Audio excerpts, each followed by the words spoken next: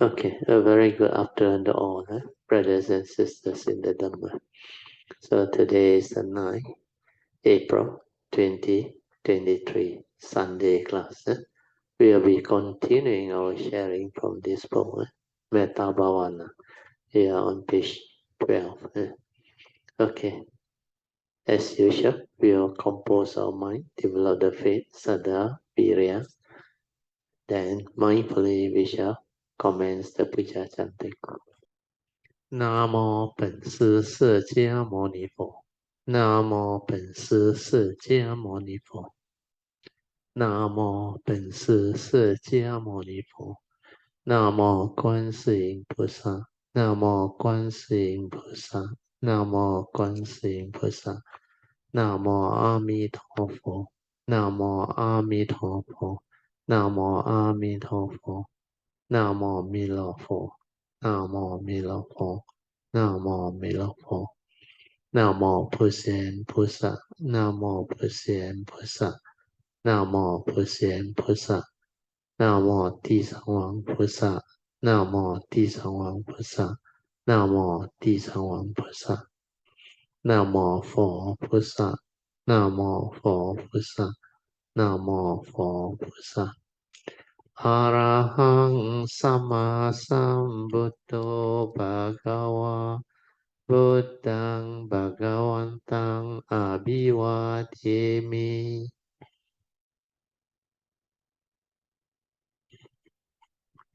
สวากาโตภะคะวะตาธัมโมธัมมังนัมมัสสามิ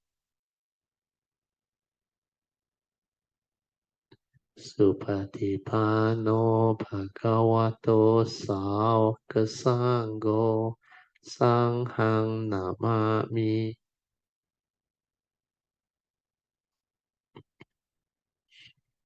นะโมตัสสะภะคะวะโตอะระหะโตสัมมาสัมพุทธัสสะนะโมตัสสะภะคะวะโตอะระหะโตสัมมาสัมพุทธัสสะนะโมตัสสะภะคะวะโตอะระหะโตสัมมาสัมพุทธัสสะบุตตังสรณังกัจฉามิธัมมังสรณังกัจฉามิสังฆังสรณังกัจฉามิดุติยัมปิพุทธังสรณังกัจฉามิดุติยัมปิธัมมังสรณังกัจฉามิดุติยัมปิสังฆังสรณังกัจฉามิตติยัมปิบุตตังสรณังกัจฉามิตติยัมปิธัมมังสรณังกัจฉามิตติยัมปิสังฆังสรณังกัจฉามิปานาติปาตาเวรมณีสิกขาปดังสมาธิยามิอาทินาดานาเวรมณีสิกขาปดังสมาธิยามิกาเมสุมิจฉาจาระเวรมณีสิกขาปดังสมาธิยามิมุสาวาดาเวรมณีสิกขาปดังสมาธิยามิสุราเมรยามัจจาปมาดัฏฐานะเวรมณีสิกขาปดังสมาธิยามิสาธุสาธุสาธุ Okay, let us make offering to the triple gem. Sadhu, sadhu, sadhu, sadhu, sadhu, sadhu, sadhu. Okay, let us pay respect to the gem. Bedang pujemi.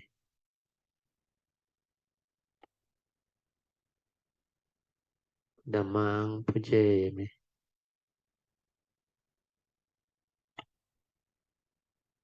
Sanghang Puja.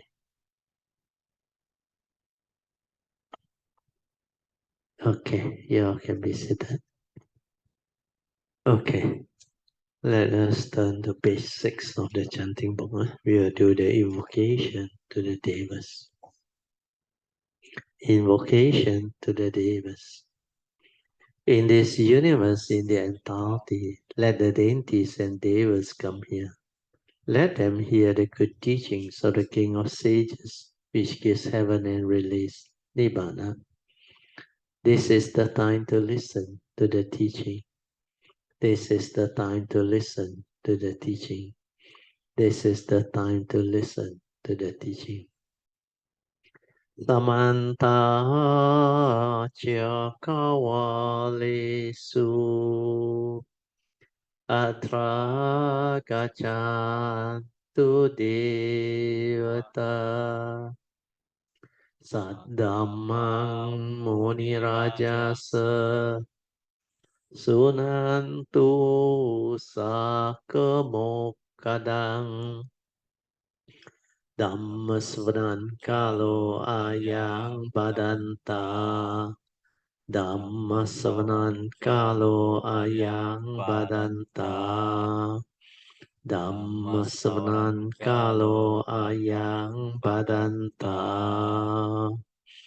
Namo Tassa Bhagavato Arahato Samma Sambuddhassa Namo Tassa Bhagavato Arahato Samma Sambuddhassa Namo Tassa Bhagavato Arahato Samma Sambuddhassa Iti Peso Bhagava Arahang Samma Sambuddho Vijacarana Sampanno Sugato Lokavidu Anuttaro Purisa Dhammasarati Satta Deva Manusanang Buddho Bhagavati Swakato Bhagavata Dhammo Sanditiko Akaliko Ehipaseko Opanaiko Pajatang Veditabo Vinohiti Supatipano Bhagavato Sāvaka Ujupatipano Bhagavato Sāvaka Samicipatipano Bhagavato Sāvaka Yadidang Chattari Purisa Yukani Atta Purisa Pugala Esa Bhagavato Sāvaka Ahuneyo Pahuneyo Dakineyo Anjali Karaneyo Anuttarang Punyang Ketang Lokasati Sadhu Sadhu Sadhu. Okay, we can now commence our sharing. We will go to page 12 where we stop of this Metta Bhavana book. Metta is loving kindness, Bhavana is the meditation. So Metta Bhavana is loving kindness, meditation. So we have completed most of the benefits of cultivating this Metta Bhavana. So now we will continue on page 12, 3.2. The danger of hate. Hate is an evil root, like we all know. the three major evil roots of greed, hatred, and delusion. So the Buddha stated it very clearly. Yeah? Whenever the human mind or the living being's mind manifests these three evil roots of greed, hatred, and delusion, it will make you evil. It will make one evil. So it's a source of all evil. That's why it's called an evil root, root of all evil. Make you evil, transform your mind state into evil mentality or states. And this is the source of karmic downfall. That's why here, the subheading is danger of having this evil root of hate. Actually, if you understand, hate is actually the opposite of love. To hate is the opposite of to love. That's why without metta, this evil root of hatred, envy, jealousy, dislike, or what they call unpleasant reactive feeling will be there. And it can be very, very dangerous. Out of hatred, out of envy, jealousy, especially jealousy, a lot of disaster can happen, a lot of misfortune can happen, a lot of evil can manifest. War, misunderstanding, argument, conflict, they arise through these evil roots of hatred, envy, jealousy, dislike.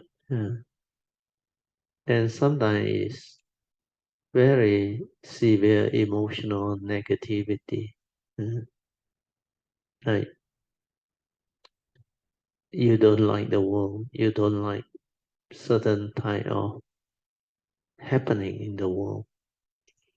So it can lead to manifestation of very, very unseen before type of evil. Even the recent, I think, shooting incident in the West, especially America, is so common now. It came from hatred. It came from wrong view that condition all these people to shoot, to kill because of ideology. Sometimes it's because of racist type of mentality, racism. Sometimes it's religion. And sometimes it's race or what they call they subdivide people into various regions. Like you are from Europe, the West, or America, or you are from Asia. So all this is a result of the evil roots of hatred. Okay, we'll go back to the notes to read on. So now I will start sharing with you. Danger of hate. Before taking up this exercise, the beginner should, according to Visuddhimagga, first consider the evil consequence of hate or hatred and the blessings of an all-embracing love or kindness. For as long as one has not understood the danger and evil consequence of this evil root of hate, one will not be able to root it out or overcome it. Similarly, one cannot reach a noble state of mind before first understanding his blessing. As it is said, through hate, by hate, overwhelmed, the fetters in mind. One leads an evil life in body, deed, and body, deed. I think here word is speeches and thoughts, and understand neither one's own welfare, welfare of others, nor the welfare of both sides. According to reality means they don't have wisdom. If, however, hatred is overcome, one leads a non-evil life, neither in bodily deeds, speech, nor in the thought process. And according to reality, one knows one's welfare, the welfare of others, and the welfare of both. So this is stated by the Buddha under Anguttara Nikaya 3 Sutra 55. Okay. It is also stated that a man who is angry and whose mind is assailed by hatred may kill living beings, destroy the happiness of others, as well as himself, etc. So this is Anguttara Nikaya 1, Sutra 157. So this is very true. Out of anger, hatred, people can cause a lot of misunderstanding, evil, riots, even war, major argument and conflict. Then 3.3 is overcoming anger or hatred. So according to the Buddha, one who gives vent to anger is a man who wants to hit another and pick up a burning ember or excrement in his hand, and so first burn himself or make himself sting. He is like a man who wants to throw dust at others against the wind and only cover himself with it. So this is a very good simile. Uh, I think it's stated also in the Visuddhimagga. Visuddhimagga. Oneself is everyone's best friend. Himself does everyone love most.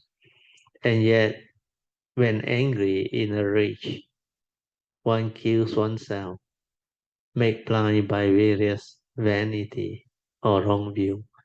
So this is very typical.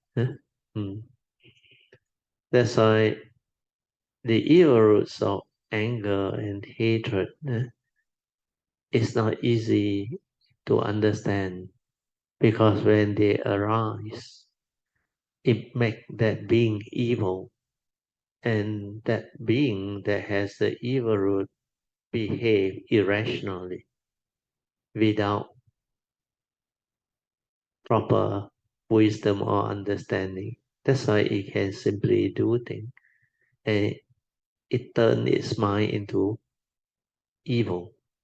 Then the next part is there are 5 ways of overcoming unwholesome thought.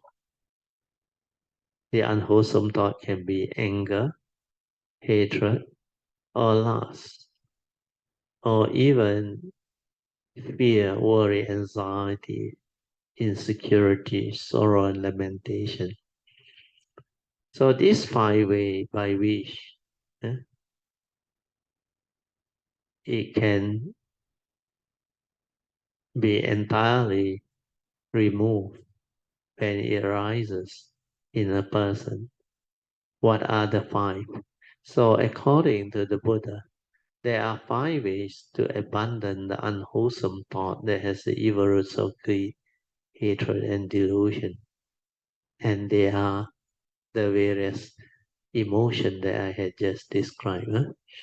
Not necessarily only anger or hatred. These are wrong thoughts, negative thoughts, evil thoughts. So there are basically 5 ways to overcome them. Then we read on. To a person against whom hatred might arise, one should develop all-embracing kindness, compassion, equanimity, or one should not pay him any attention, or one should picture to oneself the law of ownership of karma. That is, that this person too is the owner and heir to his deed, that he is sprung from them, that his deed is his refuge, and that he will have his wholesome and unwholesome deeds as his inheritance, means reflecting on the law of karma, especially the fifth daily contemplation. So this one is stated under Anguttara Nikaya 5. Sutra 161. There are 5 modes of speech that others may use when they address you. Their speech may be at the right time or at the wrong time. Their speech may be true or untrue, gentle or harsh, beneficial or harmful, and may be accompanied by thought of loving kindness or hatred. He exalted the gathering of monks to train themselves thus to endure any of this type of speech. So this is the Buddha's advice. This one is very difficult to follow unless you really have the Dhamma. The Buddha said, if, O monk or O bhikkhu, robbers or highwaymen should with a double-handed sword cut your limbs and joints, whosoever give way to anger, that would not be following my advice. For thus ought you to train yourself. Undisturbed shall our mind remain. No evil words shall escape our lips. Friendly and full of sympathy shall remain. With heart full of love, free from any hidden malice. And those people shall we penetrate with thoughts wide, deep, boundless, free from anger and hatred. So this is under Majjhima Nikaya, Majjhima Nikaya, Sutra 21. The other one is Dhammapada verse 3 to 5. He abused me, he struck me, he overpowered me, and he robbed me. Those who harbor such thought do not steal their hatred. He abused me, he struck me, he overpowered me, and he robbed me. Those who do not harbor such thought steal their hatred. For hatred is never appeased by hatred in this world, but only by non-hatred or love and metta alone is hatred appeased. This is the eternal law. Okay, number 4.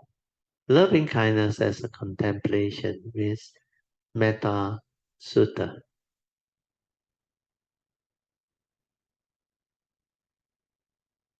What should be done by one skillful in good to gain the state of peace?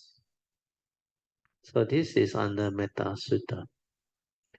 He should act as the Buddha said.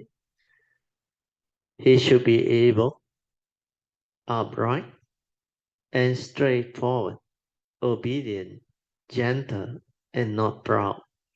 So these are the qualities of living beings. You want to develop the state of peace, skillful in your actions, in the way you understand life and live life. Able means you are able in many aspects of looking after yourself, helping others, earning a living, and help out in society, etc. Then upright means you are righteous. Mm. Then straightforward means honest, sincere. Obedient means you obey rules. You obey your parents, your elders. Then be gentle. When you are gentle, pleasant, you are not violent. Then not proud is very important. Then the next quality that you must have is contented, easily supportable with few tasks, living very lightly, with faculties serene, prudent, modest, and not greedily attached to family. So these are the qualities of a cultivator who has the Dhamma. And these are qualities or virtue that are not easy to develop. But you have them, my nature will rejoice with you. This one, when I read this sutta when I was young, I remember, when I came into contact with the Dhamma while in the university. I was very surprised actually. All this that is mentioned here, I have them. Uh, I when I was young, I very contented with life. I don't need much thing. They're easily supportable. Even later on, many people who know me, they know I'm very simple. Uh, I'm not choosy with my food and all those things. And I can stay anywhere. Then we feel tasks, very true. I don't have much things to do when I was young. Uh, then living very lightly. Very true. Frugal in the sense that I don't need much thing to survive. Then with faculties serene. Uh, most of the time, quiet, peaceful, calm. Then, of course, I'm very prudent. Then very modest. Means a lot of humility. And I'm not greedy. Uh, the other one is not greedily attached to family. I don't know why. I may love my parent, but I cannot attach to anyone. Even my children and all those things. Okay, number 3. He should not do the slightest thing for which other wise people might blame him. So this one is, I think, quite easy to comprehend. The wise people, they will look at your virtue, your understanding of life. That's why they will not,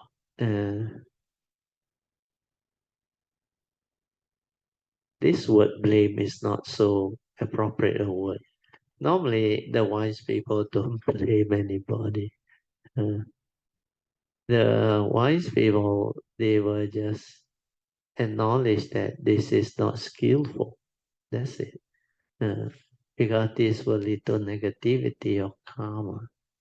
So you should not do the slightest thing for which other wise people might actually uh, like discover your fault. That is a better word. I don't think they will blame.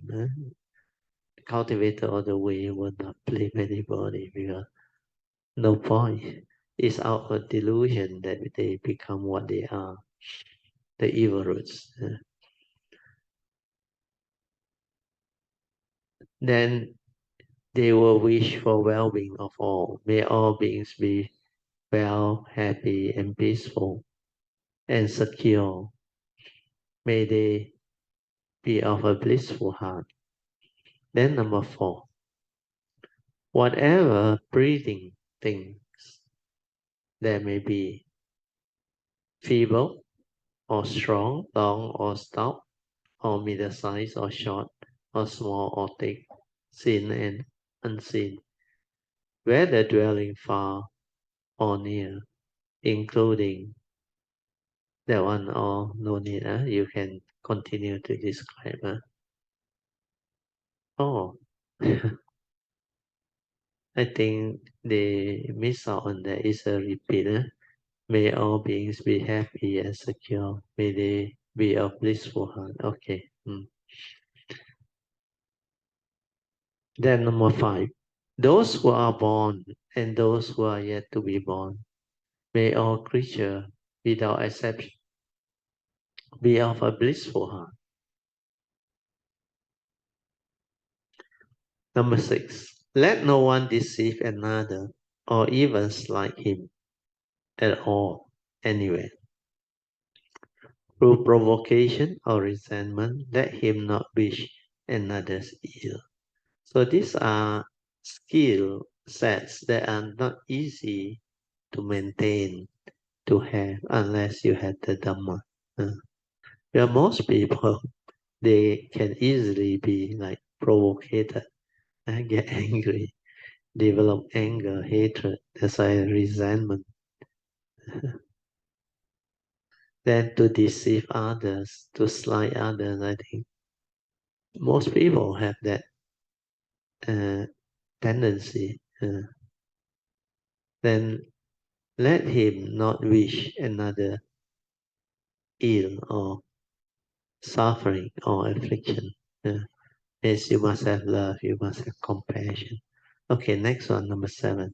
This one is most important. This one is what metta is. Just as a mother would protect her only child, even at the risk of her own life, even so, let him develop a boundless heart towards every living being.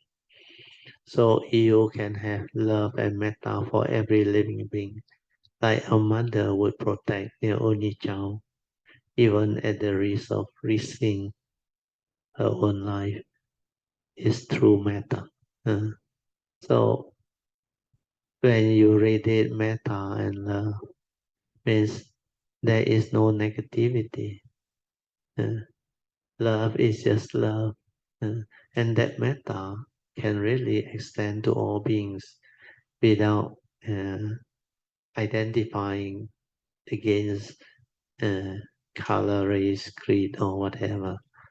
When people are in trouble, when there is a situation, your metta can actually help change the situation, the way you perceive them.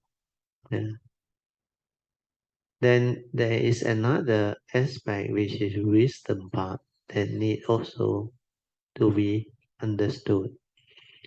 Well, it doesn't mean that this love or metta, like you treat everybody as if they are your child, you go all out and protect them. It's not that way.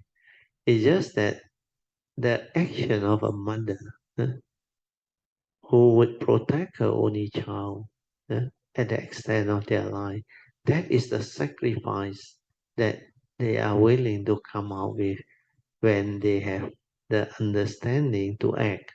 Means when there is condition to act, they will really act. And they will do it even to people whom they don't know, no relationship at all, whatever. That part is important. Unless there is condition to act, you will just accord and flow and let things be. Wu wei.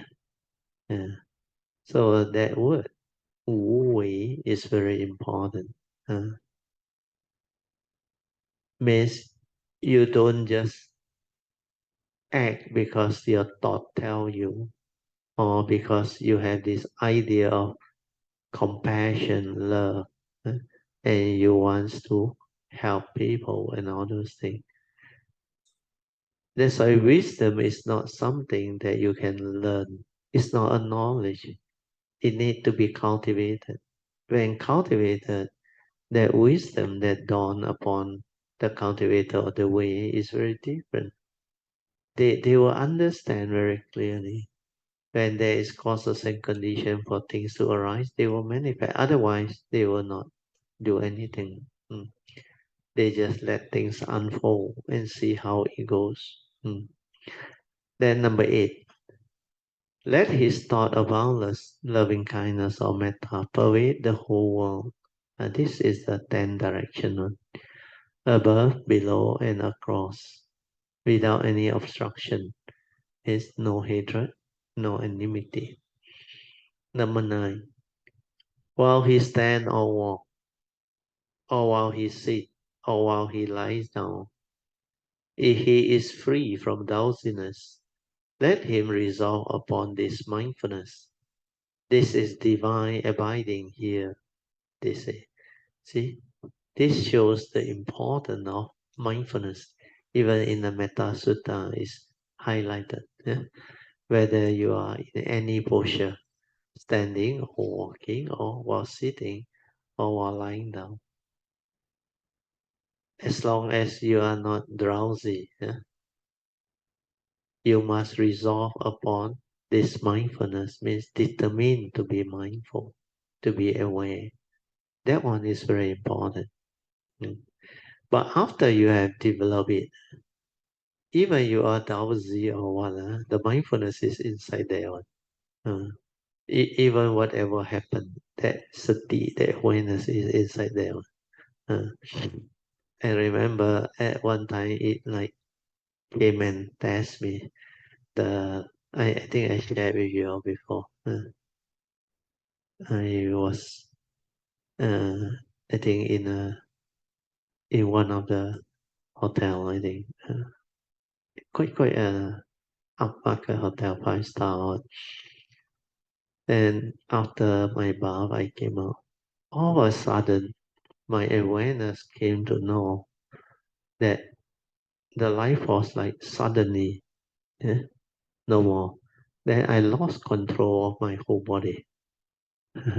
Then my whole body fell down like a very heavy drop, like something heavy just fell on the ground and with a loud sound, down, pow.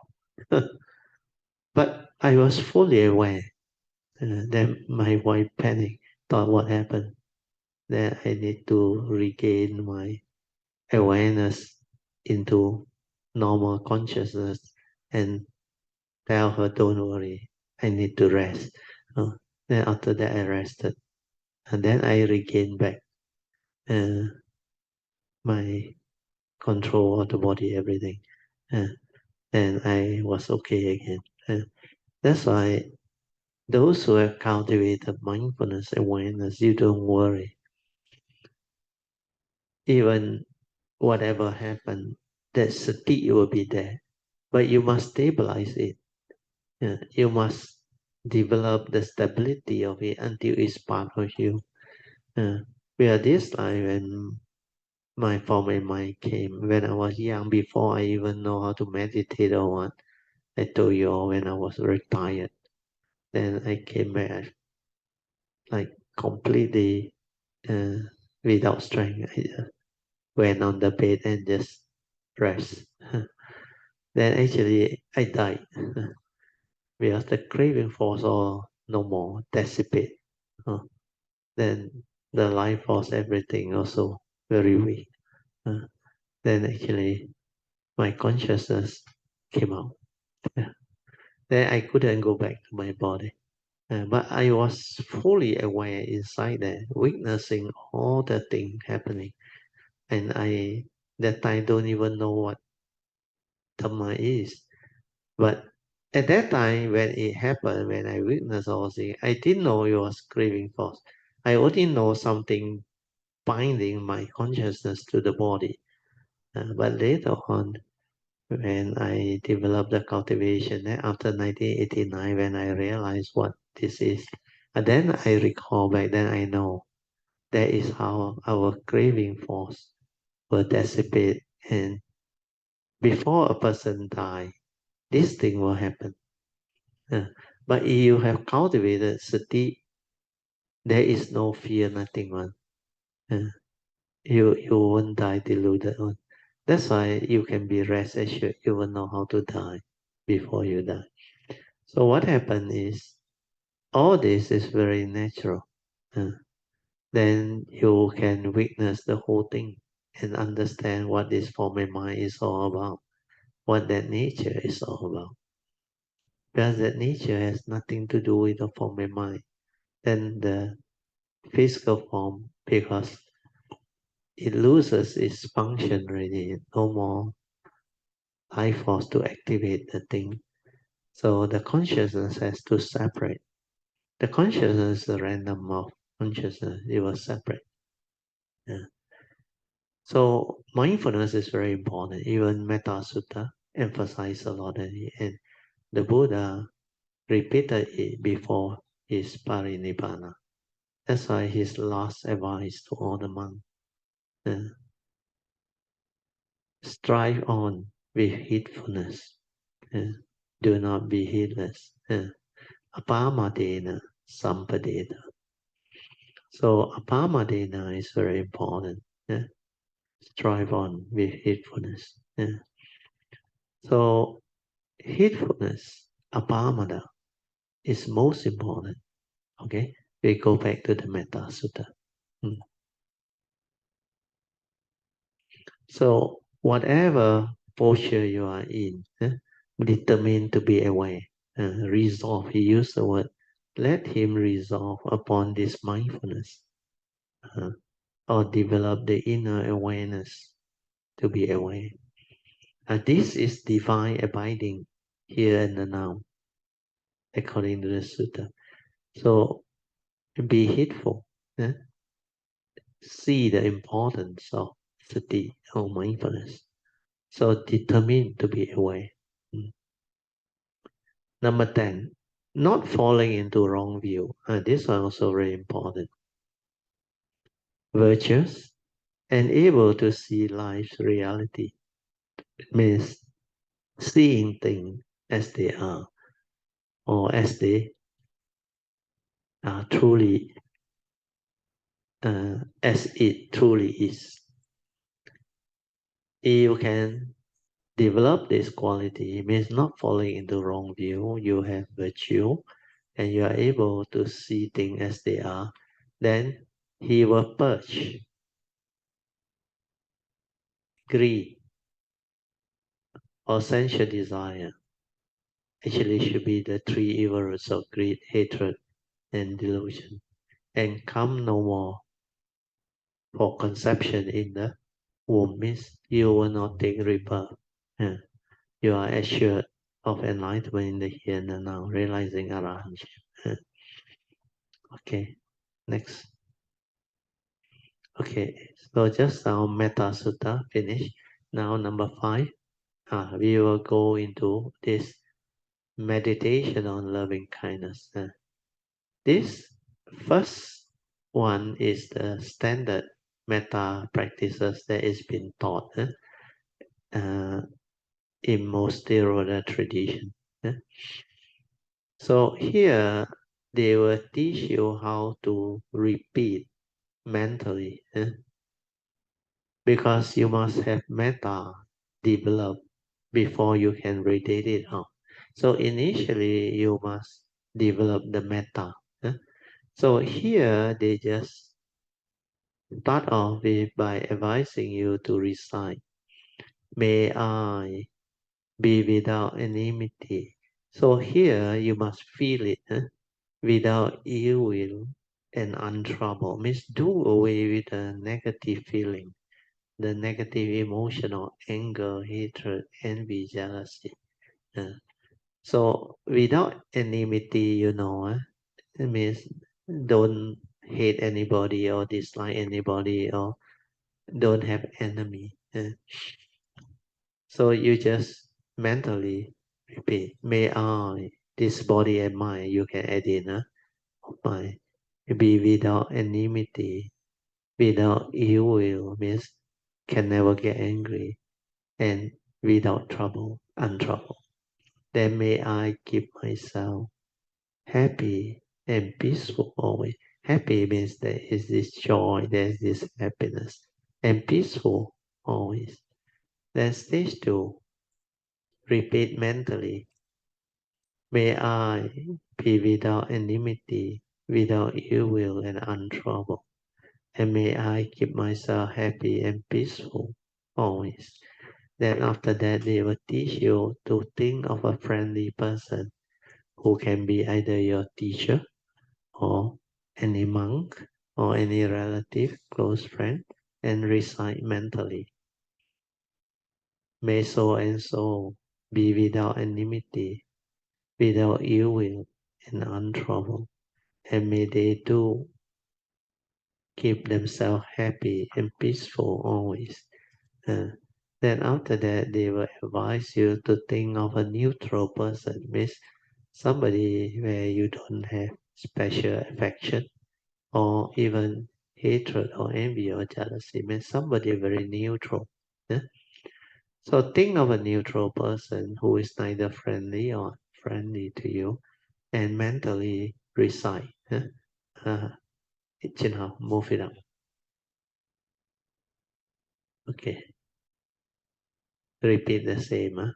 May this neutral person, or so and so, be without enmity, without ill will and untroubled, and may he or she keep himself happy and peaceful always. So when you read this, if you develop a strong metaphors, you will be able to feel them. Every word that come out, the feeling is there, means it has become part of your emotion. And these are positive feelings because without enmity, without ill will, and untroubled, means these are good mind state. Then may they be happy and peaceful always. Then the fourth one, most people find difficulty, but not a problem at all. You can do this, you break away from enmity.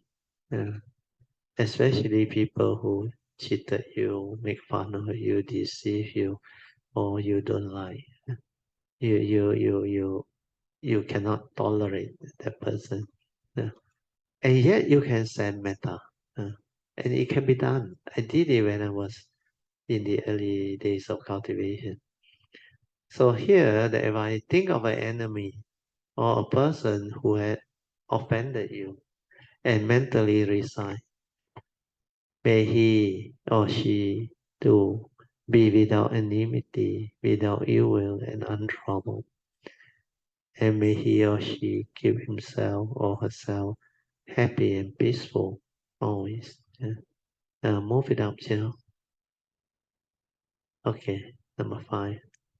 Think of the people and all beings in the locality where you live and mentally reside. So this one is extending it to wider group of people. May all beings within this locality of SS2 or Petaling Jaya be without enmity, without ill will and untroubled, and may they keep themselves happy and peaceful always. So normally I will recite my house first. May all beings within my house and its vicinity, may they all too be well and happy, well and happy. May they all too be without enmity, without ill will and untroubled. May they keep themselves happy and peaceful always. Then I add in at the end, may there be love, may there be peace, may there be joy. Then I also extend to all Devas, Dhamma protector. And if you have your ancestor tablet, may your ancestors too. May they all too be without enmity, without ill will and untroubled, and may they keep themselves happy and peaceful. always. May there be love, may there be peace, and may there be joy throughout the vicinity of this locality of where I stay. So all these are very beautiful than even non-humans and others. When you use the word all beings, then it will cover them all.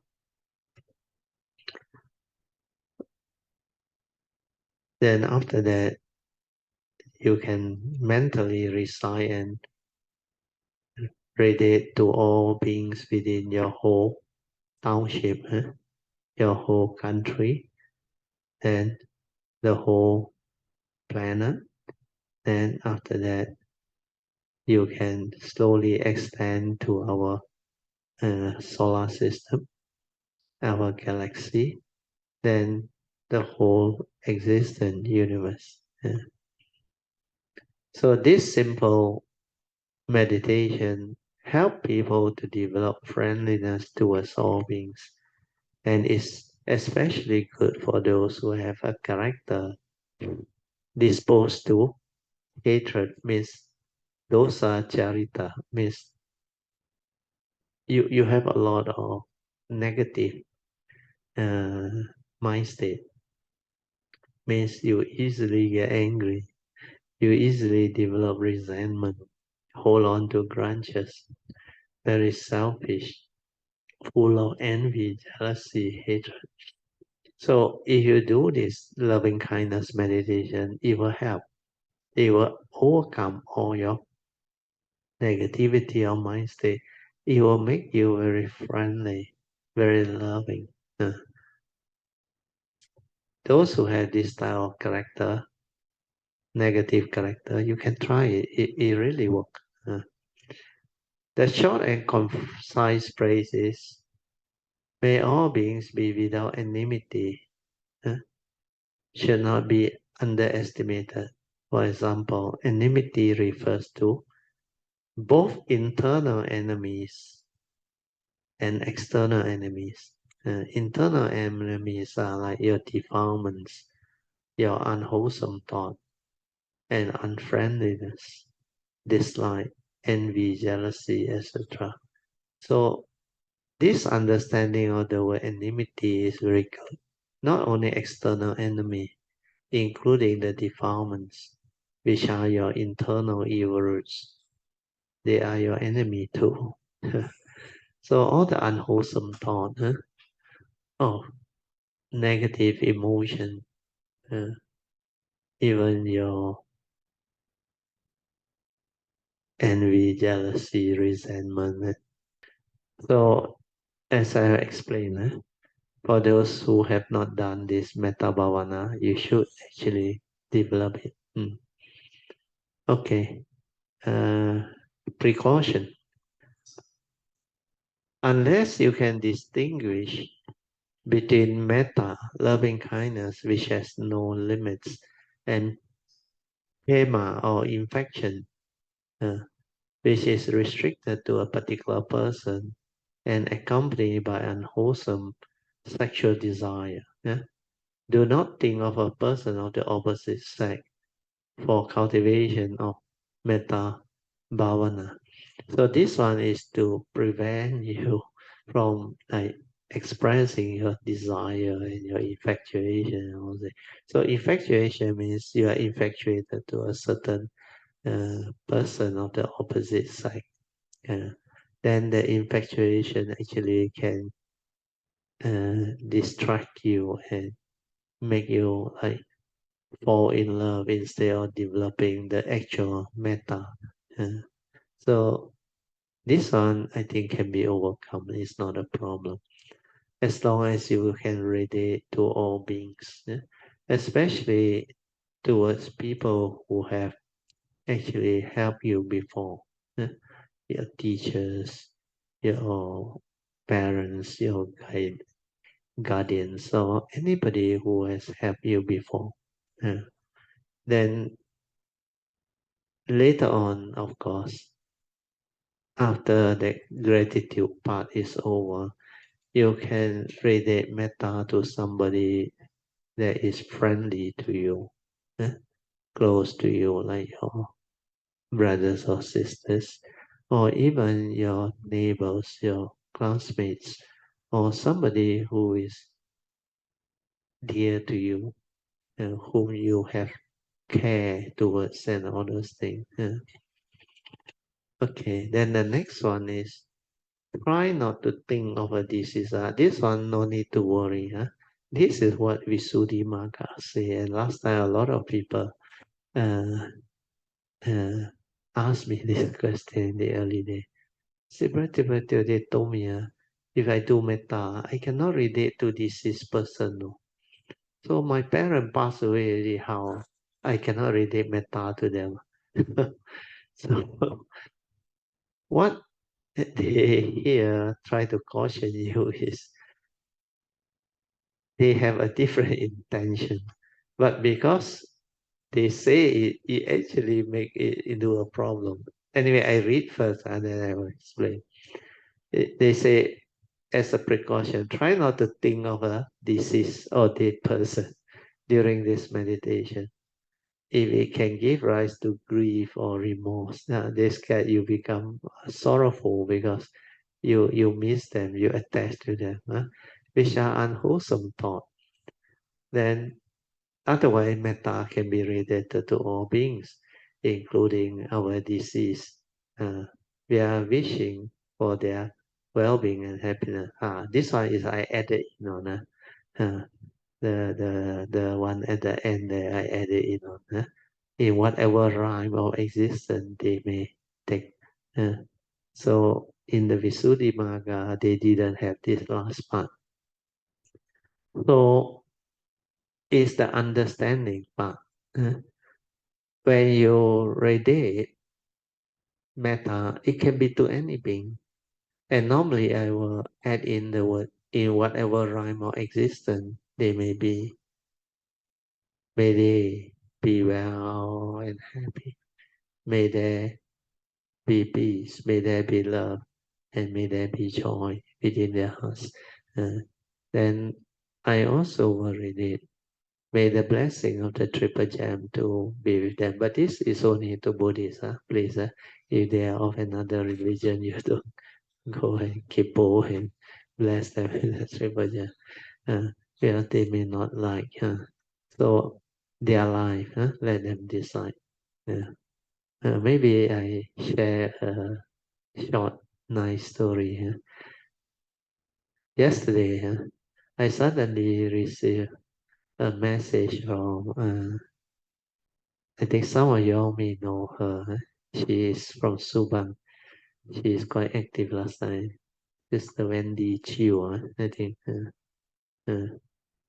She know me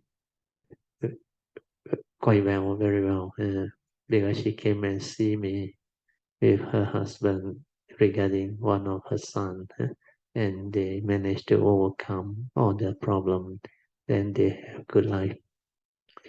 So she was in Korea, it seems, having holiday as usual. I think nowadays she travel a lot, which is good for her. I saw in the Facebook, I rejoiced. Then she suddenly texts me a video, not video, a Photoshop of her and another lady. Uh, the moment I saw the Photoshop, I realized this is my ex-JKR colleague, early days when I just started work. We become very close family friends. We get to know each other. Our children also get to know each other. And we used to travel together to many places. And we had a lot of joy, a lot of fun. Then I said, yeah, that is Lina Lee. And then she replied, what a small world. Then she said she was actually discussing with her while in Korea about Buddhism. Then my name surfaced now, just like the one in Melbourne. Sam and his neighbor in Melbourne. Vesak day, they go. Then as they discuss, my name appear. Then Lina said, the husband also there, this young, Teoh, Teoh Kian Kun. That's how they came to know it. Yeah, I say we know him. So he sent the photo, then confirm. He said, "What a small world." Then you know what he said? He said, "She's a Christian." No, I came to find out. I said, "Yeah, she's a Christian, but understand the Christian, not the other side. You can get along with them, no problem." Uh, but the husband is very, very beautiful. He he doesn't believe in anything, but you can say he's a free thinker, but he is very good. He is very good. I like his attitude, his way. He very humorous and very intelligent guy. Say so, and he speak in a very nice manner. That's why we click along very well. And I learned a lot of mechanical engineering thing from him. Yeah, he's a mechanical engineer. Uh, so this is how we can actually understand no problem with difference of belief system or religion.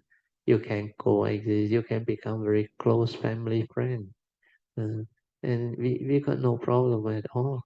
Uh, then sometimes they have problem or what. Then we share our experience, our information, or thing. But it was a very good example of what uh, coexistence with wisdom and understanding is, as long as you are not like very attached to your religion or your religious label and belief, and don't try to be right and fight here and there, then there will be harmony, because existence is about having good relationship with all beings regardless of race, creed, religion, and all those things. You cannot break free from all this, then you don't have the Dhamma. To have the Dhamma is to have the understanding that people are just the way they are. And from your virtue, your understanding, your character, your personality, people can feel you, can gauge you. That's why it's different. When you have the Dhamma, you are different. And many Kayamitas, I think they can feel it because it has helped them so much, transform their life, improve their life. In fact, most Kayamita you can check around, if they have the faith and they follow the advice of the Buddha and cultivate according, their life change for the better. And they have a lot of joy, happiness, and like very lucky. A lot of things go their way. So all this you can witness and see them. Okay, good. We come back to the sharing, because I have to end soon. We have to have our 45 minutes of meditation. Okay, this meditation should be regularly practiced, daily for at least 5 to 30 minutes. So sometimes you can settle down and read it for 5 minutes is good enough. Especially our religious routine, if morning, night, the in between you meditate and towards the end you read it, uh, loving kindness and metta, and also share merits and transfer merit. When you start, sometimes you find, if you are new, you find yourself not easy to settle down. Metta is a very good practice. Even 5, 10 minutes or 2, 3 minutes of metta first. May I, this body and mind of mine, be well and happy, well and happy. May it too be free from all. And all this can calm you down very fast. I remember in the early day. Then after that, I start to do the chanting. Namo tassa bhagavato. This is to develop the faith, the sthā, the virya, and the mind become very composed.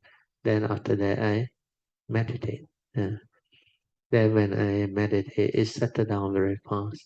It can be anapanasati or the four support. Now you know the awareness base, or you just silent and just let whatever arise. Just aware, finish. Aware. Then relax, maintain awareness until it's stabilized. You just do all this, then it can be beautiful. Then later on, when your metta become very strong, I mean the early phase, you will like to do metta. So when I was doing metta, I can do it for 45 minutes, sometimes 1 hour. I just read it. Oh, that time the mind was very different. The metta is from that nature come out. Okay, then we go on. The 11 benefits of this metta meditation mentioned by the Buddha are: if all monks are embracing loving kindness or metta, the liberation of mind has been cultivated and developed. Make one's vehicle and foundation is firmly established, brought to greatness and full perfection. One may expect these 11-fold blessings.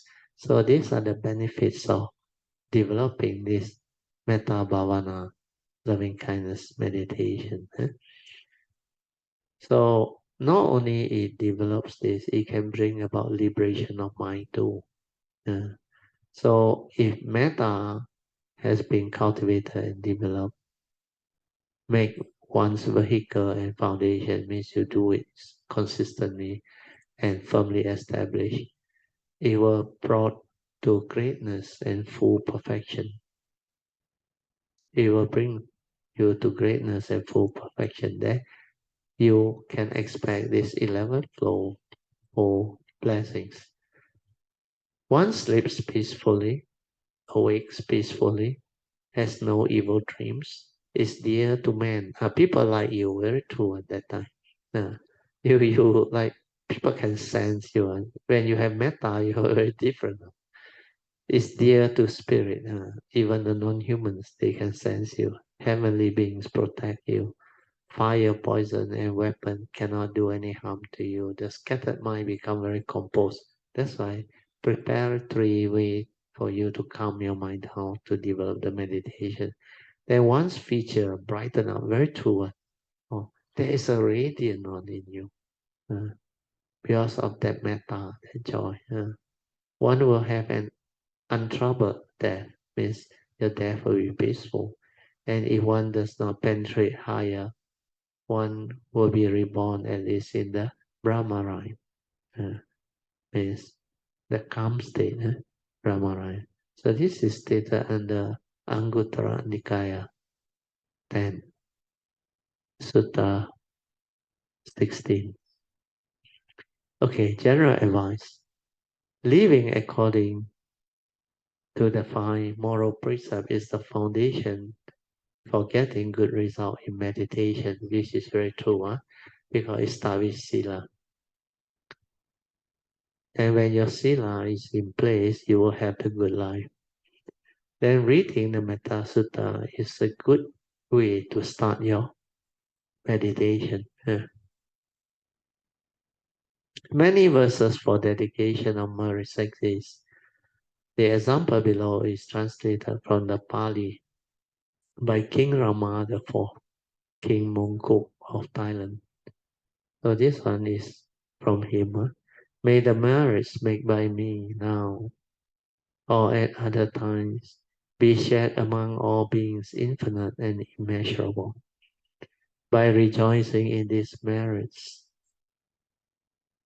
by rejoicing in this cause, these gifts of merits given by me, may beings all forever live a happy life, free from hatred.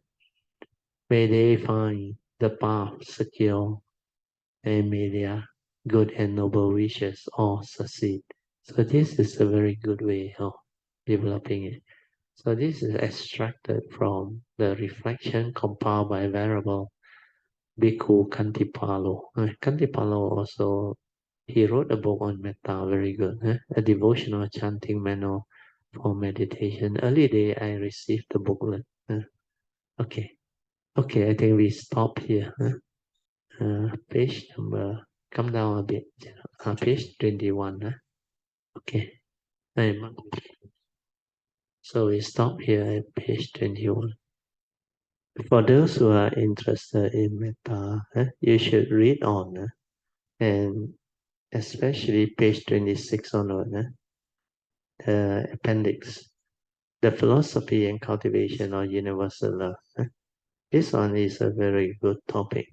This one, I remember, it helped me a lot in the early days. Maybe I just read a little bit to you so that it can maybe guide you along. The Pali word metta is a multi-significant term meaning loving kindness or friendliness. So all these words can give you the meaning: goodwill, benevolent, fellowship,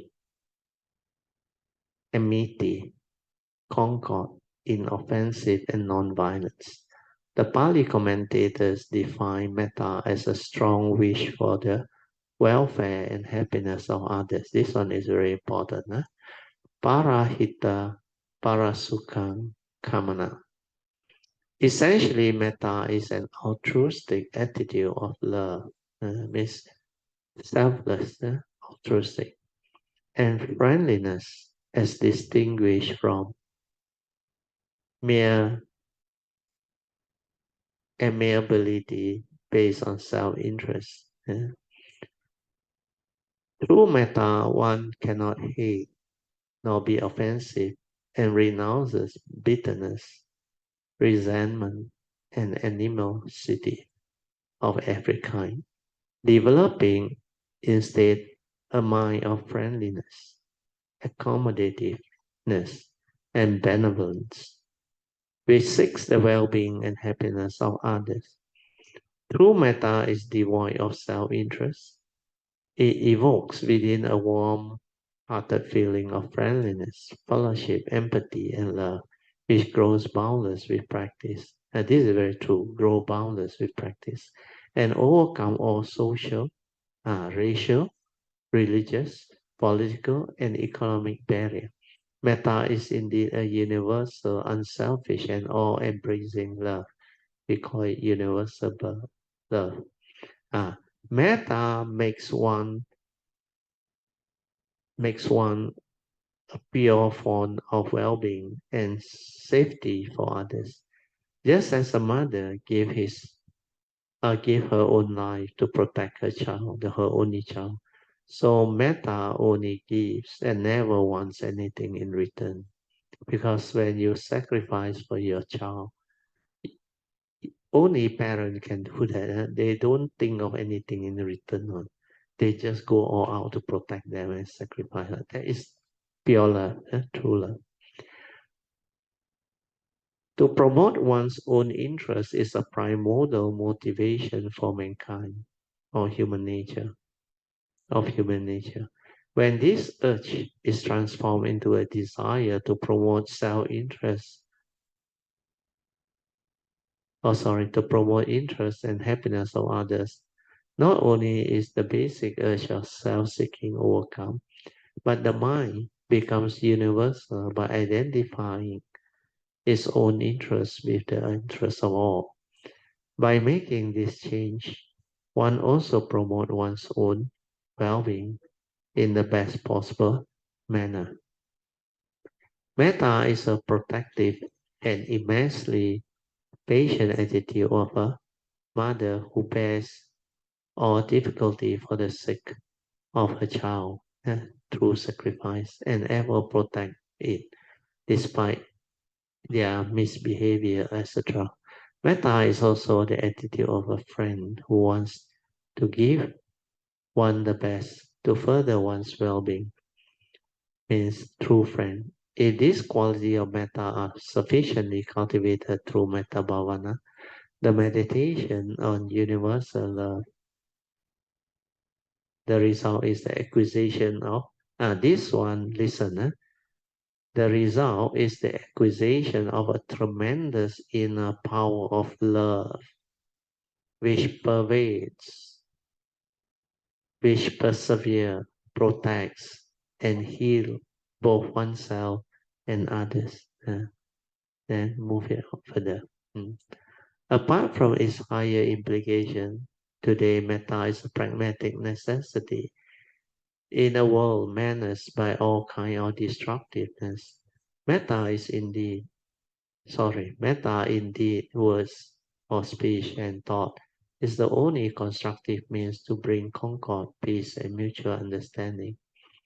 Indeed, metta is the supreme means, for it forms the fundamental tenets of all higher religion, as well as basis for all benevolent activity intended to promote human well-being.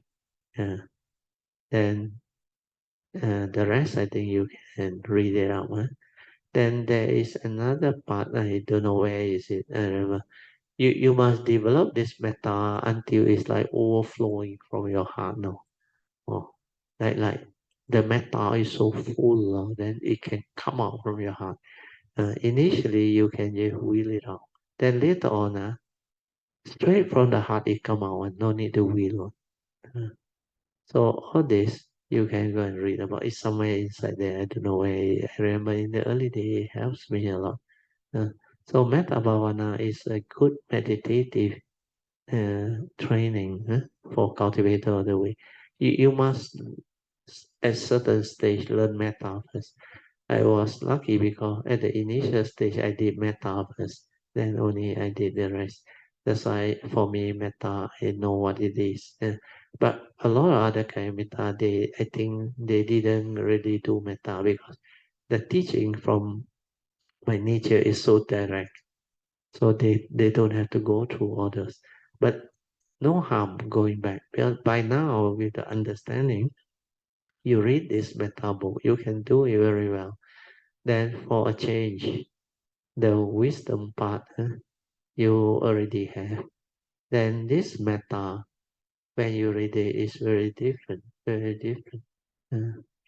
Okay, so we will stop at just now that page 21, 6. Then now we will off the light so that you can have your 45 minutes of awareness-based meditation. Then after that, we will have our second session. Sadhu.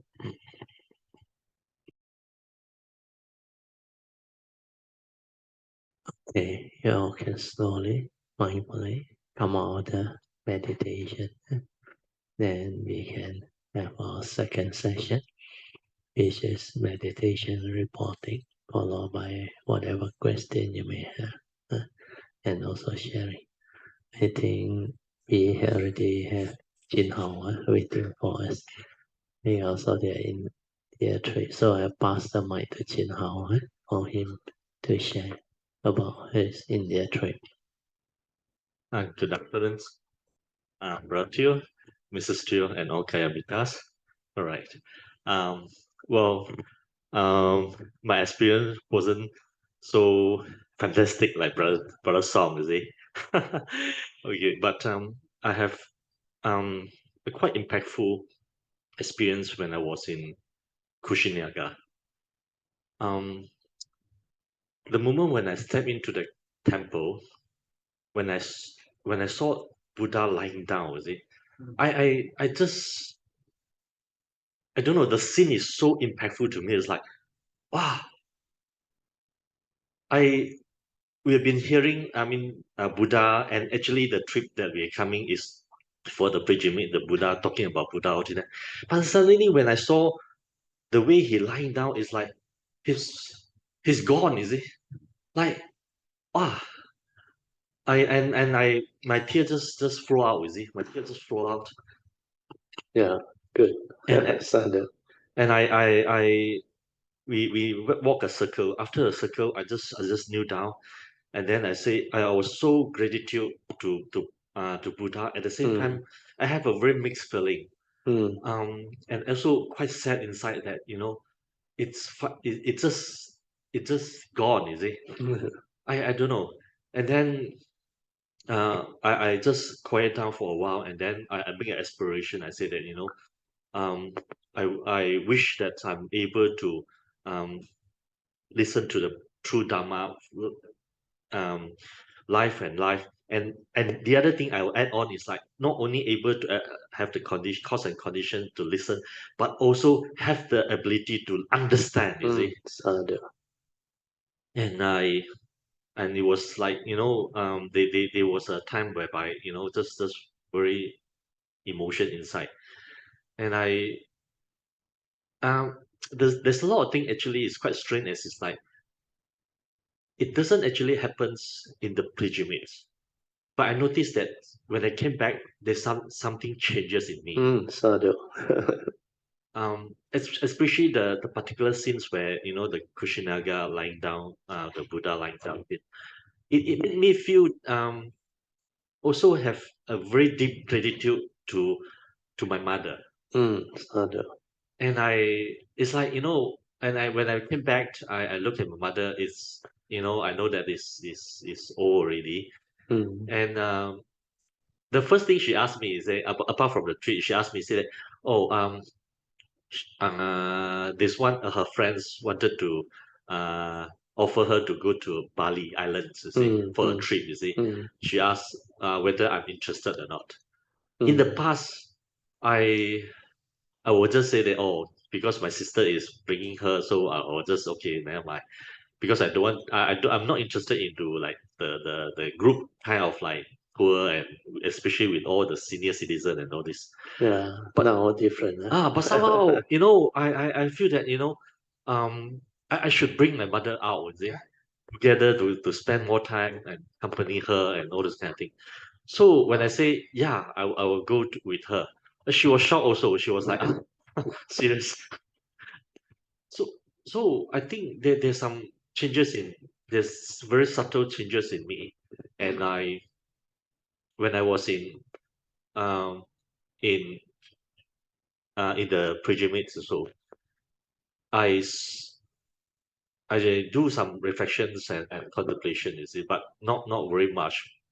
And I saw the other things that to me very impactful was that uh all the we actually have 29, including the tour guides and the two assistants. All are from 13 countries all over the world, you see. All are Vipassana students. They are all very serious, okay? And you can see that they are strong, a very strong faith, and there is a requirements in the trip whereby we each of us we have to do group sittings in the morning 1 hour, and at night in the evening 1 hour. And when we go to the site, um, if condition allow, we will spend about half an hour sitting at the site as well. You see, so I I I was like say that they are so what do you call that, so hardworking. You see, full of virya, full of faith. But the thing is like they the wrong direction. You see, it's it give me the what do you call it, the hit that say you know if you plant the wrong seed, you see, yeah, no matter how hardworking, how diligent you are, you will never achieve the things. And that really bring me to the full gratitude to Bro Teoh, that I'm so I don't know what sort of good deed that I've done in the past, that somehow or other I sort of like can end up here whereby receive the true Dharma. And I'm so gratitude because it's like they all really I think they are more diligent than me, you see. And when they talk about Buddha, especially the tour guide, the German tour guide, wow, he's so full of faith, you see. He can talk the Dharma like wow, very very. You can sense that there's a lot of like words, you see, but there's no real Dharma inside. And I cannot we cannot say anything about that, you see. Uh, and the other things I want to say is like that offset about the pre is that um last Thursday. This when we were at the Permaisuri house, you see, at the last part of the sharing, sister coaching, you see, and she brought out a very good point whereby she say a lot of cultivators, she noticed a lot of cultivators emphasize on want to stabilize the mindfulness and stabilize mindfulness, but they without doing the things that they're missing is the without doing enough contemplation and reflections. And and suddenly it's just a strong hit on me, And when I go back, I'll just look at it, and then so happened yesterday I was went down to Ipoh alone, and I drove the journey to and return about 5 hours. You see, so the entire journey I was listening to Brother Teoh's mini talks. You see, and I just noticed that Brother Teo actually mentioned so much about the comprehension, the contemplations and the reflection, and I don't know why somehow I didn't get it. You see, and this time I got it. I'm so full of joy. I'm so happy, because it's like I've been always wanted to do stabilize my mindfulness, but I couldn't able to do that because I went to the wrong direction. I was like trying to chase after that. I was trying to always in the daily time I try to be aware, but there's not strong, is it? Because why? I don't have enough contemplation and reflections. And in order to have enough contemplation and reflection, I first of all need to have listened to the true Dharma talk again and again, and not only listen but listen with attentively and with faith. And that wow, suddenly it just waking me up, you see. And when I realized that, you see, I was so happy, when I was throughout, when I was in Ipoh, and even today, I just full of joy. I woke up at 5 o'clock, you see. I woke at 5 o'clock, and first of all, I just look at the Four Noble Truth. The one that Song mentioned that Sister Alicia gave it to him, because it's in the Chinese diagram. It's very short and it's very precise. And I just look at it, and then later on I look at the eight the sufferings, you see, the dukkha, and turn about the Four Noble Truth. And the other thing is that I look at the and say, okay, apart from this, what else do I need to contemplate? And I start to look at your unique code one by one.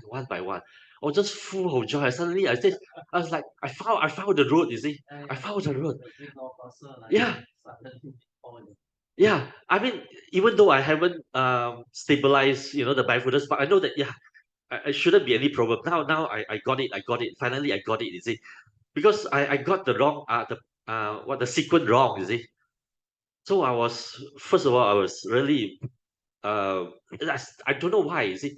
You have mentioned so many times, you see, but it just doesn't sink in, you see. Only until Poching mentioned it, you see. Yeah. So I really have to, thanks to Brother Teoh and also Sister Poching, you see. Really, really thank you very much. And yeah.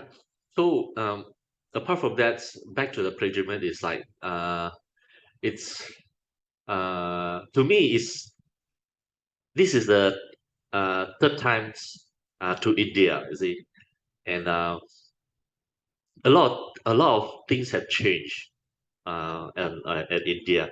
A lot of developments, but the thing is like their lack of planning, you see. So it's quite messy. And the other side that we visit was that the Xuanzhuang Dashi, the Tan San Zhang. Ah, so we have been hear about the Tan San Zhang, all the while, the how great they are doing the translations and these things. And when we were small, we heard about the CUT, the Sun Wukong, all this thing.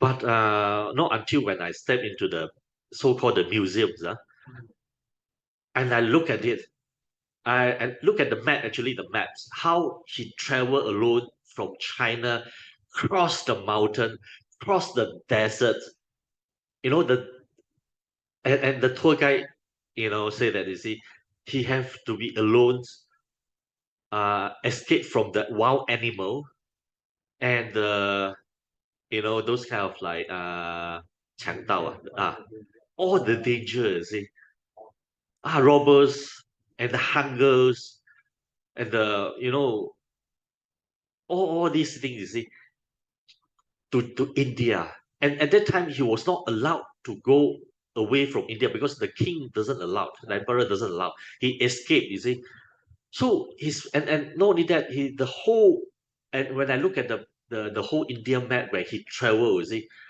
I was stunned, I say, wow, so far. And he was like, I don't know, he's walking or even with the horse also, But it would take so long, so much effort. Because for us to travel by bus, wow, we was like, wow, so far away, 6 hours or 7 hours. But for him, really, wow, yeah, years and years, And the whole entire journey, he spent about 17 years. And not only that, he noted down all the places that he went. Yeah, until to the extent that a lot of places, the world, the Indians had forgotten, until when the ecology look at his book and realize that they actually they were places, they were city in there, and this is how they discover Lumbini, Kushinaga, um, Bodh Gaya, and all these places. So his spirit. I would say that is, and also Nanda. He not only he first went in as a student because he want to collect all the dhammas, lost dhamma, and eventually he became a lecturer inside there, and he brought like what Brother Teoh have said. He brought the Mahayana back, and then the Buddha glory, because at that time um, the Hinduism is very, very strong. It was very, very strong. There's a lot of debates, and no, not many people actually can fight back. Is it only the Xuanzang Dashi? So yeah, I think that was very, very touching as well. Uh, well, any other things?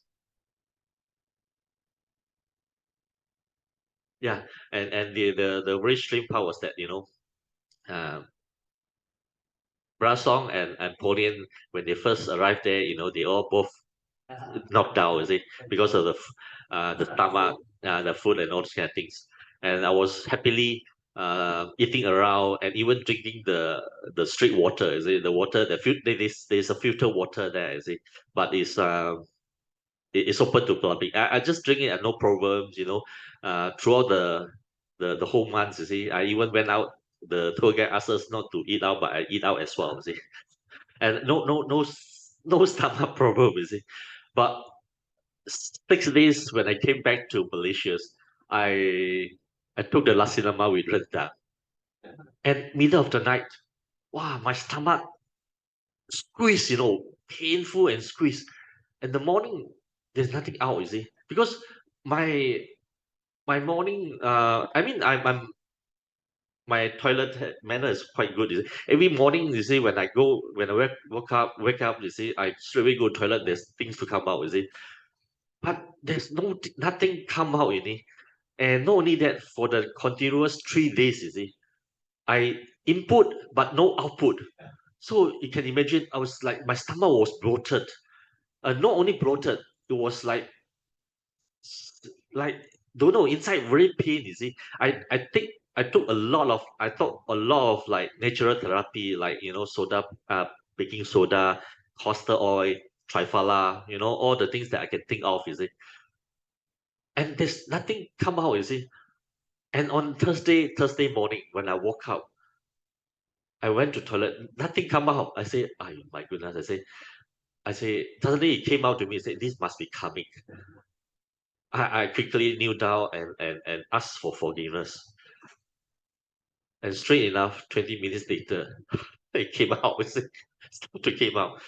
And I say, I just don't know what is it about, So yeah, I can survive in India, but came back, have this issue, So yeah.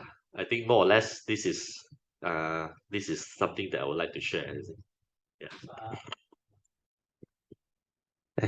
Testing, 1, 2, 3. Yeah, thank you so much for the good sharing by Jinho. Actually, posting send a message. Yeah, she rejoiced and she said Sadhu to Rajina. That point is actually very important.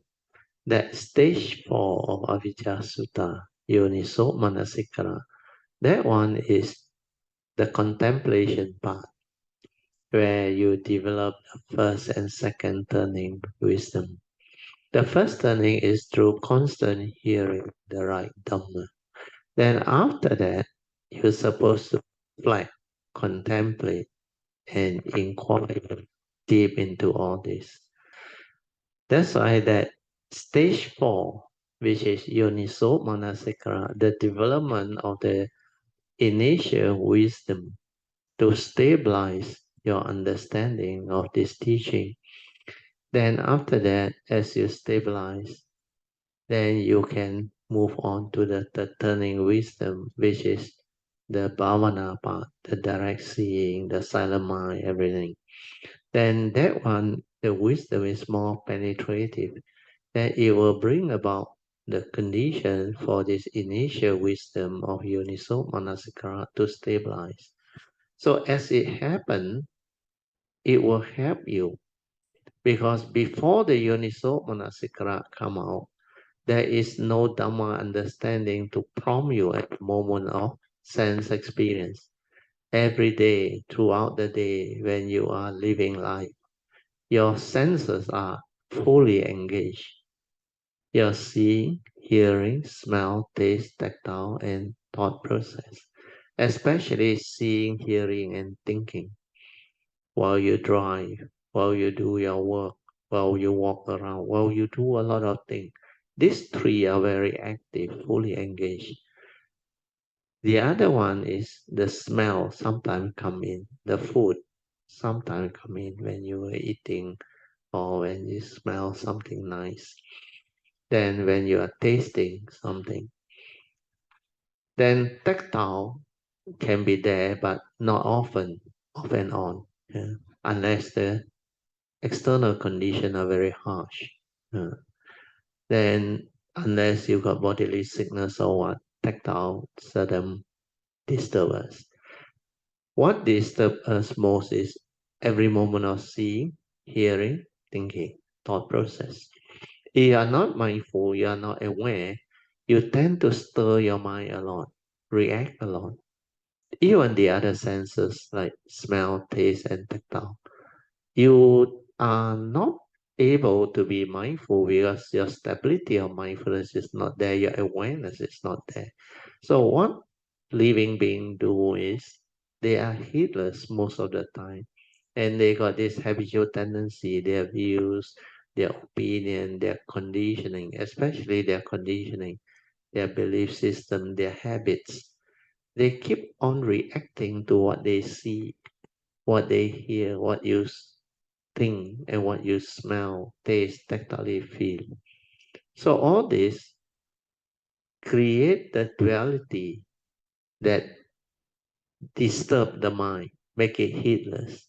So the stirring of the mind, the reaction to sense experience, create more thinking, more duality, more heedless activity. And all this because they are wrong thought most of the time, we are without Yoniso Manasikara. The three evil roots are there. That's why you cannot develop daily mindfulness. You cannot stabilize it. There is no way. So what you need is to constantly listen to the Dhamma. While you listen to the Dhamma, you develop different type of mind state. If you have faith, the Saddha is there. Then when the faith is there, it will drive you. The virya is there. Then you listen attentively with mindfulness. So when these spiritual faculties are there, the normal mental hindrance of sensual desire and ill will or sleepiness, sloth and torpor will not be there. Even restlessness of mind also will not be there. Then later on, when your wisdom starts to develop. Because after you develop the attentive listening, you will develop the understanding. Then when you constantly contemplate, reflect, and inquire into all this, you stabilize the understanding. Then this one become your Dhamma understanding, which is wisdom. We call it Yoniso Manasikara initially. Then you realize there is a shift and change in the way you live life. Last time you tend to panic very fast, react very fast, do a lot of things, then determine sometimes very hard, but can't achieve it, cannot realize it. Without knowing that that thing is missing. That's why that stage 4, Yoniso Manasikara, is most important. You have to get that right. So luckily, Pocheng actually reminded you all. For me, like I explained on that Thursday time, is because I have been reminded by my teacher no less than 6 times, Acharyandra, when I met him. Every time when I alone, he said, we choose contemplate until very early. Then I just follow his advice, not knowing that this is second turning wisdom. Because I contemplate, I reflect, I inquire. That's why the three turning, you have to move into it. The first turning is hearing the sutta, means the proclamation by the Buddha, like the first noble truth. Yeah. So Chin Hao, now he start. Then the eight reality of life and existence means the eight conditions that arise in life, in existence, to create suffering in living being if you don't have the Dhamma understanding. So the first noble truth itself is very important. Then the Buddha said, this noble truth of dukkha, the eight condition, is to be understood. So your contemplation and reflection should be inquire, why did the Buddha say this? Then if you really follow his advice to reflect and contemplate, then you realize what you have learned last time before you know this second turning contemplation, reflection, is just knowledge, theory. You just rattle like a parrot. Birth, old age, sickness, and death is suffering. To be separated from your loved ones is suffering. Then, when you are with people whom you don't like, is suffering. Then, the next one is when things don't go your way, when you cannot get what you want, is suffering. Then, in short, the five aggregate of form and mind is suffering. But you didn't really inquire. You just, through memory, commit to memory. And this is knowledge. You can rattle, like the kids in the school. Yeah? Or then you score maybe very high mark. But there is no understanding. You study that way because you commit to memory. The Buddha say, reflect, contemplate, inquire. So when you ask, why did the Buddha say that, you like suddenly develop the understanding. If I don't contemplate, reflect, and inquire, I cannot understand the deep meaning. I only understand the theory, the knowledge. I only repeat what he said. But I don't have real life experience of what he has said. Then you go in. You realize if I don't develop the understanding like he said, this noble truth of dukkha is to be understood, means the eight condition, which means I haven't developed the training, the true understanding. So when you reflect the first of the eight reality, why did the Buddha say birth is suffering? Then you recollect through life. Normally we associate birth with joy, becoming a father already, becoming a mother already. Uh, then the grandparents also looking forward to the newborn grandchildren. Then we always look at the positive and uh, happy moments like the full moon day, Then as they grow up, how cute they are, especially the first few months. Then later on, when they were 1 year old, 2 year old, 3 years old, they are very cute. We are being children. Then you pamper them, you love. But you never look at the negative side of life, the possibility of things going wrong, the suffering that the mother has to endure while they conceive the baby for maybe 6, 7, or a premature birth until almost 10 months to delivery. Then the morning sickness and a lot of things, the immobility, the movement and all those things. Because when you are carrying the baby with the pregnancy, there's a lot of inconvenience. Then that birth process is not easy, very painful. And it can be very traumatic if it's not a usual normal birth. Uh, like they call the cesarean birth, where the leg come out first instead of the head come out first. So then you develop appreciation of life, like what Chin Hao realized after this trip.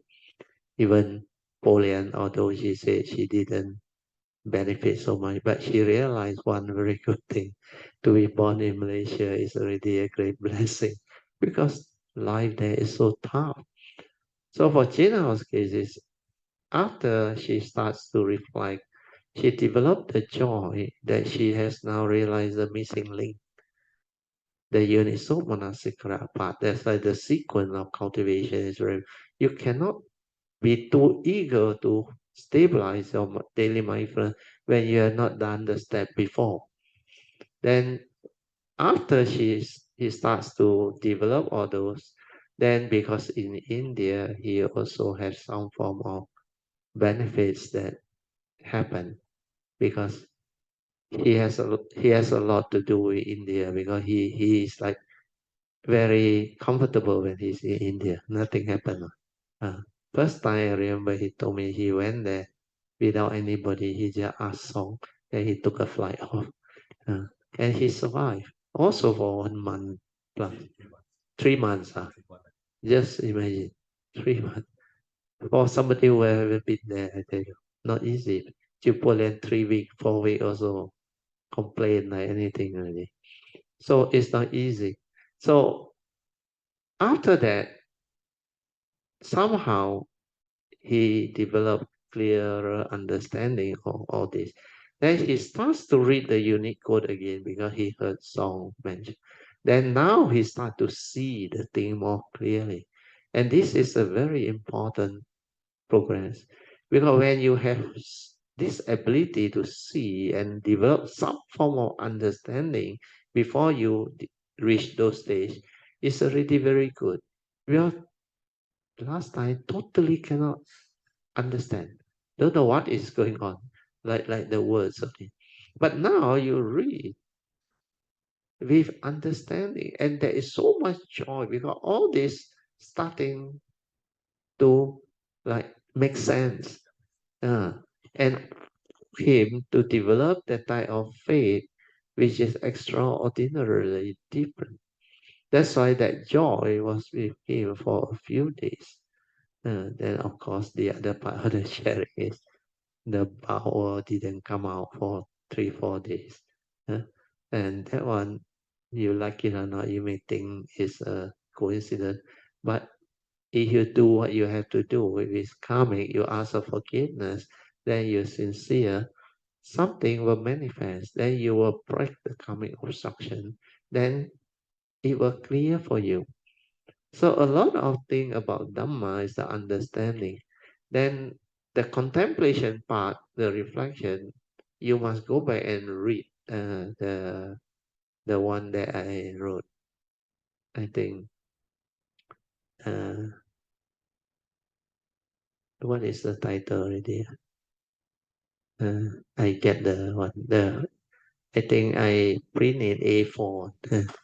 I go and get it. Yeah, understanding the meditation as taught by the Buddha, a compilation of email written by me to various Buddhist group and Dhamma friends. This is the book. Yeah. So it's also in the website. You should read through it because the three turnings or the Four Noble Truths are all inside there. And it teaches you how to inquire. So first is, why did the Buddha say this noble truth or dukkha? The first noble truth or dukkha is to be understood. If I don't understand means what? In the midst of life, while I experience this eight reality and suffer, I still don't know this is suffering. Understand? That is really miserable.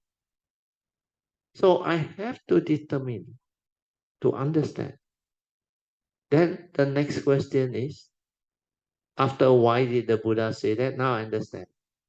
The Buddha said this is because if you don't understand this first noble truth realities, means you suffer without knowing that you are suffering. So the second inquiry is, how can I understand? Then the answer comes. That's why the second thing is, he promised you, this noble truth or dukkha is to be understood. Then in the teaching is mentioned, from Suttamaya Panya, you have to develop the second type of wisdom, which is called Chintamaya Panya. And Chintamaya Panya is to reflect, to contemplate, and to inquire into the noble truth that the Buddha has taught us. And that is the second turning wisdom.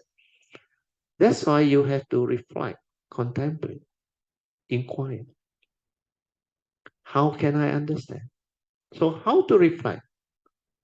Again, start with the first reality. Why did the Buddha say birth is suffering?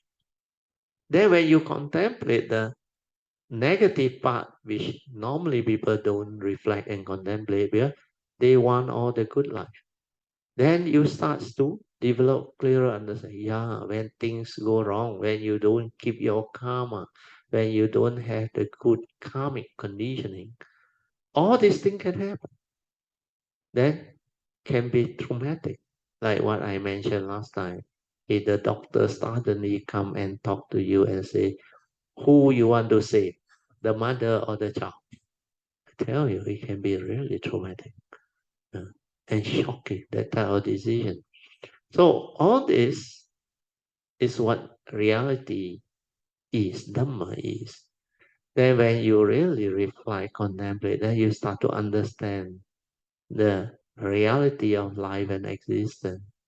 How all this attachment, craving, clinging, grasping can bring about suffering.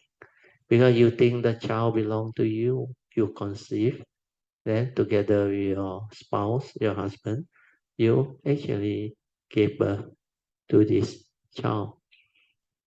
Then as the child comes, you have to look after his or her well-being, her education, how they grow up, how they actually become adult from young until they become adult, until they actually finish their childhood life, their education, then their career life, and maybe later on marriage and all those things. So all these phases are related to birth, old age, sickness, and death. Then we see for ourselves as we age to understand why did the Buddha say birth, old age, sickness, and death is suffering. We are all this we will witness. Then we reflect, we contemplate. Then we develop the clear understanding. Because unless you reflect, you cannot recollect the whole process. You take for granted what life has given you because it didn't happen to you. When people say all this to you, it's like, oh yeah, maybe they are sui. But when it really hit you, happened to you like COVID-19, I tell you, it's a different story. A lot of them miserable, whole family involved. Uh, and some didn't make it, some make it, but still have after effect and other things. So all these eight conditions and reality you reflect and contemplate, it will help you to develop the initial wisdom that is very important to overcome the first noble true reality that can bring about suffering. This is what Dhamma is. That's why that initial wisdom is so important. It's related to the first 8 realities of life and existence and its entire life. Because all these 8 realities cover all of life. Like I said, we can use modern language to describe them. Instead of just birth, old age, sickness, and death. Yeah? You can modify it into life.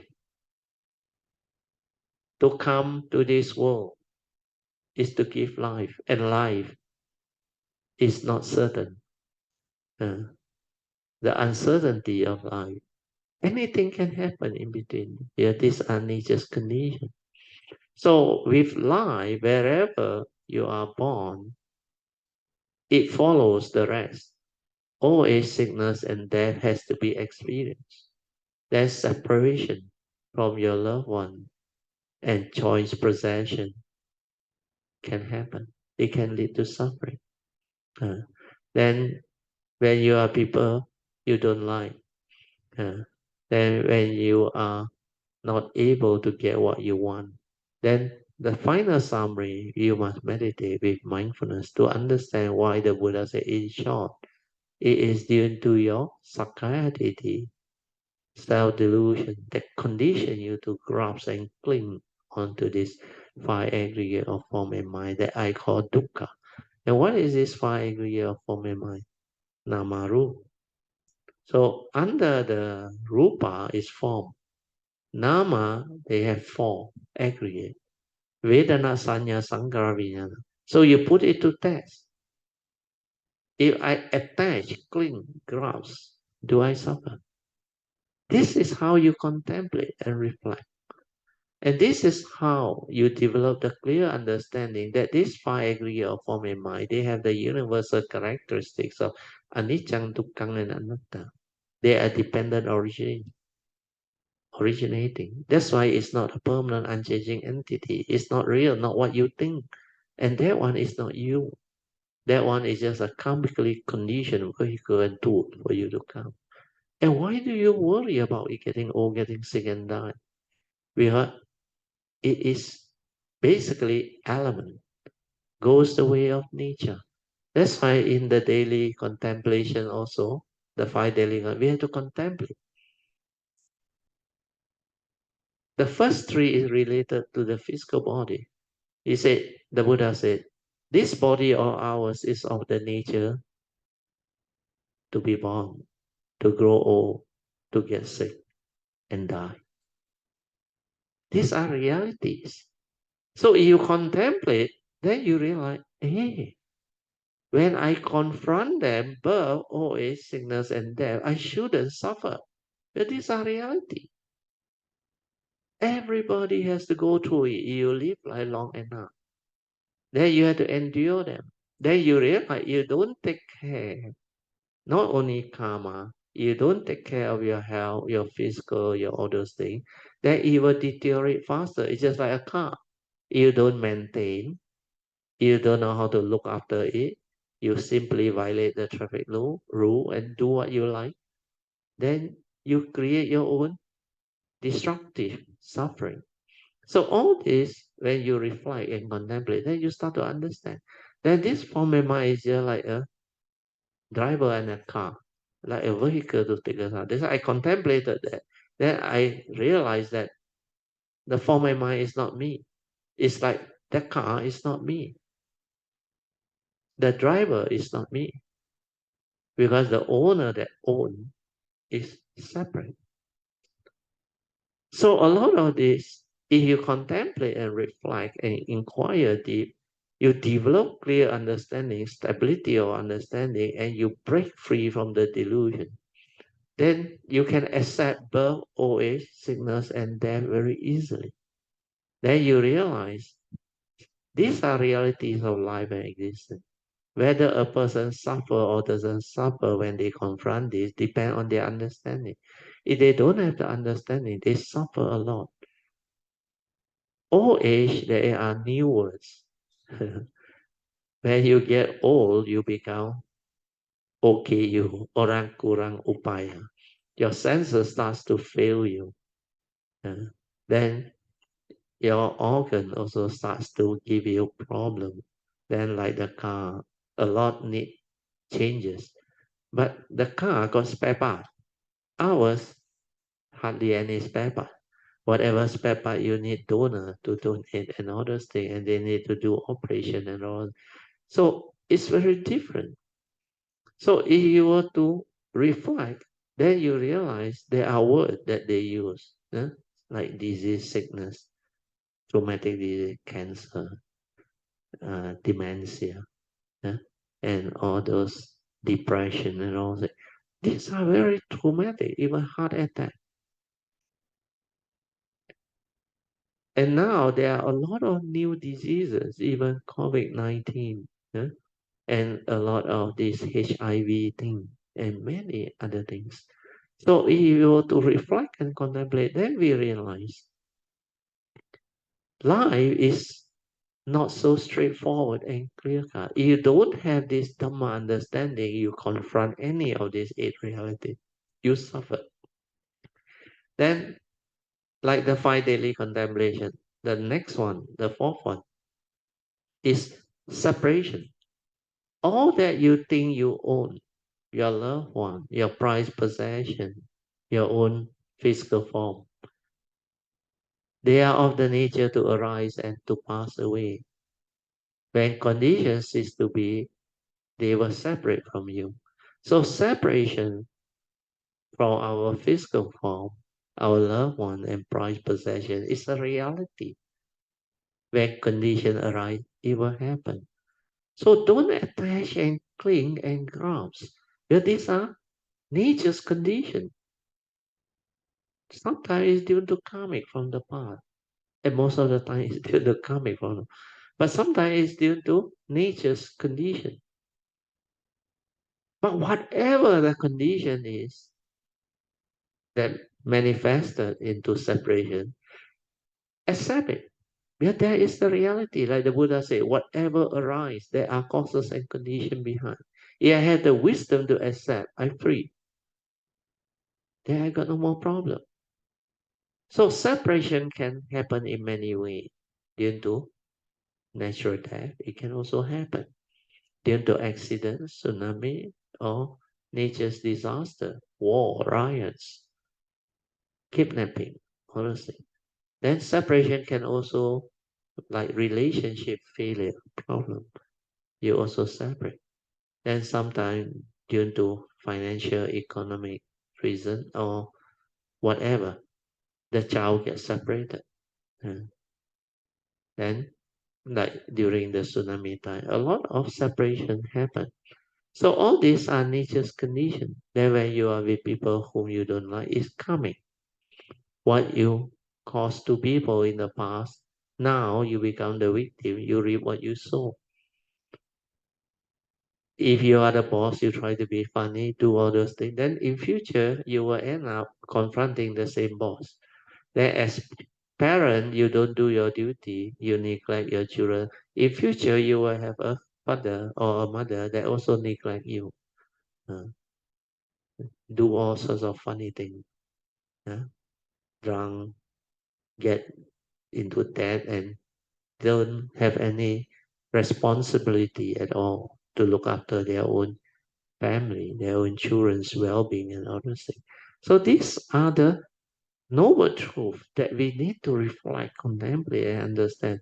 Then clearly understand the fifth contemplation. We are all born our karma, heir to our karma, conditions supported by our karma. We are what we are because of karma. So all this reflection, contemplation is a big topic. You have to go into it. Then later on, second turning also said, the second noble truth, second turning. Third noble truth, second turning. Then fourth noble truth, second. It's a big topic. There's a fourth noble truth, noble eightfold path. That one also big topic to cultivate noble eightfold path. So under the second turning, the Buddha mentioned every noble truth he emphasized differently. First noble truth is that this noble truth or dukkha is to be understood. Once you understand, it gives you the initial wisdom. You are saying. Then the cause of arising of suffering. This one, when it comes to the cause of arising of suffering, he doesn't tell you that you have to develop the wisdom and understanding. He even tell you precisely it is craving that is a cause. So craving is your attachment, your clinging, your grasping, your holding on to things, your scarcity, believing that everything is real, everything is permanent, that life is meant to be what it is. No, that's why this cause is to be severe. You have to actually root it out. Craving is to be severe or rooted out. Yeah. Then again, you contemplate. Why did the Buddha say that? If you don't root out, you suffer. Then how can I do it? Again, reflect and contemplate. Understand why the Buddha say craving. And what is craving? Craving is attachment, grasping, clinging, holding on to things, your covetousness, your lust, your this. All this, the three evil root all come out. It's a very big topic if you do that. Then after that, the third noble truth. Suffering need not be. Enlightenment in the here and now, Nibbana, can be realized. So this third noble truth of realization of Nibbana is to be realized. The emphasis is different. Then the noble eightfold path under the fourth noble truth is to be cultivated. No more understanding. That's why you have to cultivate the noble eightfold path. All the eight path factor you need to. It's really a big topic. That's why without doing all this is just a second turning. The third turning is, of course, the enlightenment. Bhavana Maya Panya, very penetrative. That's why this noble truth or dukkha has already been understood. This cause of suffering, craving, has already been abandoned or rooted out. Then this realization of Nibbana has already been realized. Then the noble eightfold path has already been cultivated.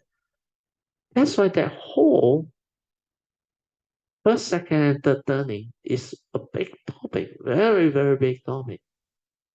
And to go into it is not easy. That's why my teacher also advised me constantly. We choose, contemplate, reflect deep into it to stabilize on it without fail. And I did a lot of those contemplation in the early days. That's why it stabilized.